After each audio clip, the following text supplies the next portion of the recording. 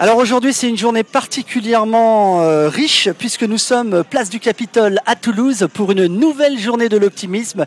Je vous le rappelle, en partenariat avec le site www.génération-optimiste.com et naturellement Contact FM, la web radio. Alors aujourd'hui, nous sommes en compagnie de Sébastien. Bonjour Sébastien, est-ce que vous pouvez faire une rapide présentation de qui vous êtes et surtout de qu'est-ce qui vous anime ? Bonjour, donc moi je suis Sébastien, je fais partie du mouvement associatif pour les cultures urbaines, le MAPCU, et en fait on a pour volonté de réunir et de fédérer tous les acteurs des cultures urbaines sur la région. Donc on a tout un réseau riche depuis 15 ou 20 ans d'expérience sur le terrain de la culture hip-hop et des sports urbains. Et donc aujourd'hui, on coordonne les 2 jours sur le Capitole, vendredi et samedi. Et dimanche, c'est une autre association qui s'en charge. Et donc pour la mairie de Toulouse, qui nous soutient aussi dans nos événements. Et voilà, on a tout un but de fédération des cultures urbaines, travailler ensemble sur des projets et surtout défendre les valeurs qui nous sont chères de la culture hip-hop. Alors la culture urbaine, ça repose sur plusieurs activités. Je vois derrière moi effectivement des danseurs. J'ai vu également des gens qui faisaient des arts graphiques. Vous pouvez nous en parler plus, vous nous expliquer un petit peu ce qu'est véritablement la culture urbaine ? Alors la culture urbaine, c'est un terme qui était un peu galvaudé. On a mis beaucoup de choses à l'intérieur. Nous, on en a fait notre propre définition, à savoir qu'il y a la culture hip-hop qui compte 5 disciplines fondatrices, à savoir le rap, les DJ, le beatbox, la danse et le graffiti. Ça, c'était les disciplines fondatrices, bien qu'il y ait d'autres disciplines qui se sont greffées depuis. Et avec, pourquoi c'est une culture ? C'est parce qu'il y a un état d'esprit derrière, il y a des codes vestimentaires, il y a des codes de langage, et il y a tout un état d'esprit, une façon de vivre. Et à cette culture hip-hop, nous, on y a greffé toutes les pratiques urbaines, c'est-à-dire les sports urbains, que ce soit les sports de glisse, BMX, skate, roller, trottinette et autres, mais aussi les pratiques sportives et activités urbaines comme le parcours, comme les sports de rue, basket de rue, foot de rue et ainsi de suite. En gros, si je veux résumer, on va dire tout ce qui est activité sportive ou artistique et culturelle qui s'approprie l'espace urbain et le mobilier urbain.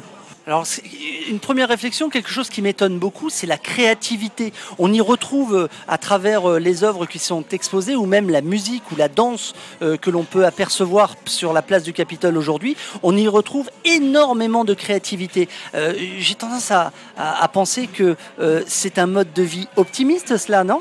Moi, c'est comme ça que je le vois, et c'est la majorité de tous les acteurs qui sont ici, comme je le disais, qui ont 10 ans, 15 ans, 20 ans pour certains de passion pour cette culture, et c'est ce qui nous anime, c'est véritablement une passion. Et la plupart des gens qui ont commencé comme moi il y a plusieurs années, c'est ce qui nous raccroche, c'est ces valeurs optimistes fondatrices de la culture hip-hop, à savoir peace, love, unity, having fun, la paix, l'amour, l'unité, le divertissement, la joie de vivre. Voilà, c'est tout ce qui nous anime. Et c'est ce qu'on essaye de communiquer ici sur des événements où c'est qu'on essaye un peu de démocratiser, de casser les clichés et les stéréotypes aussi sur toutes ces cultures. C'est ouvert de quel âge à quel âge ? Sur les cultures urbaines, c'est ouvert de 7 à 77 ans, comme on dit, ou même voire plus, de 0 à 200 ans. Donc on peut pratiquer à n'importe quel âge.